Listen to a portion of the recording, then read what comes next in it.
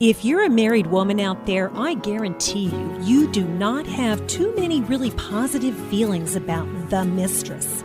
That's who I'm going to talk to today here on the Joan Jerkovich Show at 1150 KSAL. I'm your life coach, and I'm going to be doing some life coaching with a woman who says, yes, I'm attracted to married men. Yes, I'm the mistress. I've been the mistress in many different relationships, but it's time to stop. To that I say, you betcha, girl, and I'll be your life coach to help you do just that. Because I have to admit to my listeners that I had a little bit of a difficulty when she first wanted to talk to me about this not being judgmental. And as I mentioned that word judgmental, you're going to want to stay with me in the second hour where I'm going to be talking about how we can find ourselves not being so judgmental toward others and especially in our friendships. But before I get to my callers today, I want to talk something more about the Mistress. And when you go and Google this on the website, you're going to be surprised to find some of the things that come up, such as the wife issues a massive beatdown of the husband's mistress. And this one was really shocking because this wife threw her husband's mistress off of a 20-foot cliff in Peru. Crazy, crazy video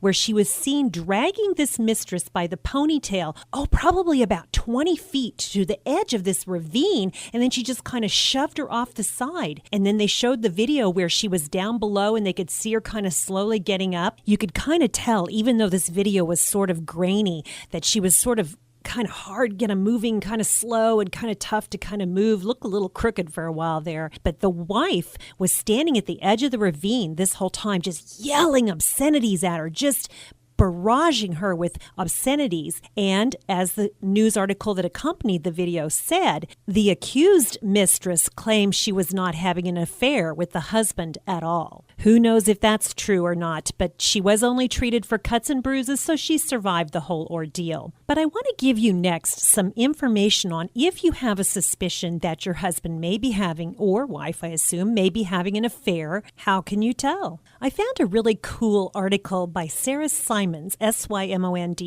on the internet, who is herself a self-confessed other woman. She has been the mistress, but she has sworn off married men, and now she set up what she calls wife school, which she says is her way of helping women protect themselves from infidelity. And this particular article was very interesting because it specifically talked about what do these men do on family vacations? What do they do and how do they continue to trail along the mistress when they're taking the wife and children off to the resort, wherever that might be, or the cruise ship, wherever that might be? Well, this is some very interesting stuff that Sarah shared on her article. She talked about how many times these men will take their mistresses with them on vacation, secretly, of course, and book a hotel room. Or there was one that talked about when he went on a cruise with his family, he booked a cruise cabin for his mistress down the hall. Can you imagine? If you're like most families, you're having to sort of budget for these vacations. You're having to all kind of get together and scrimp and save and put the money together to go on that cruise or take that family to the nice resort. And then your husband's spending the money on the mistress, paying her way and putting her in the room next door down the hall. Well, anyway,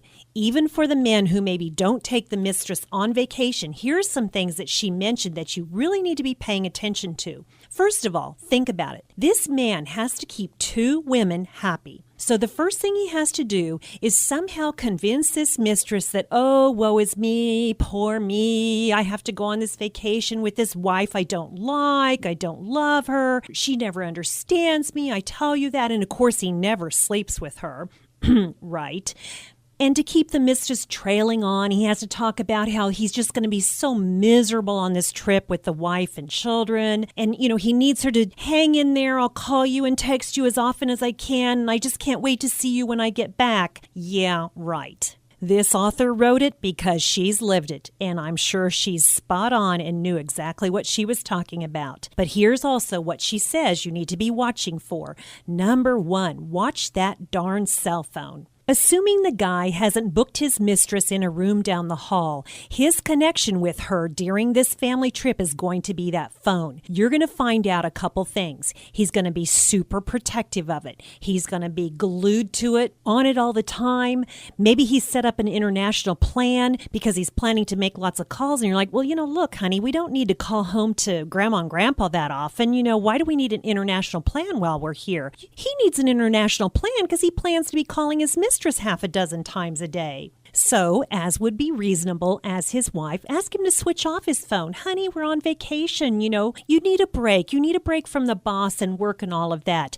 And watch his reaction, because Sarah in her article says that if he truly is connected to this phone as a way of staying in touch with that mistress, you're asking him to switch it off will drive him over the edge. She says, too, to keep an eye on, is he making lots of calls? Is he always checking his cell phone log? Can you check his cell phone log and see if there are phone calls that look suspicious to you? Does he always have to kind of step out and talk with his boss? And if he does, kind of step out with him and sidle up to him and say, hey, let me say hello to your boss. I'd like to say hi to the boss.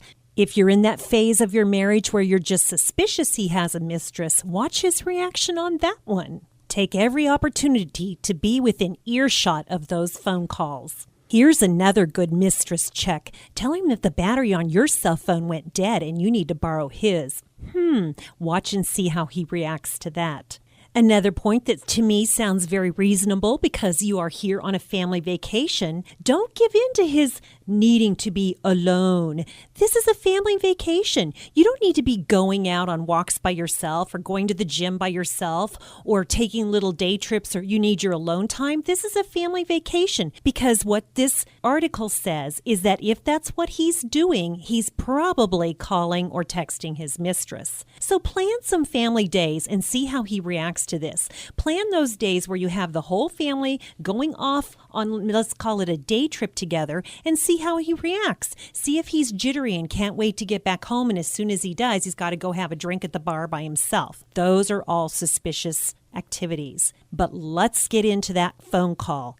The call with the mistress where she is trying to break this pattern in her life. And of interest, one of the things that helped her break it was when she found out that the married man she was involved with had other mistresses as well. How ironic. Come back here with me, Joan Jerkovich, your life coach on News Radio 1150 KSAL, and make sure you follow me at ksal.com.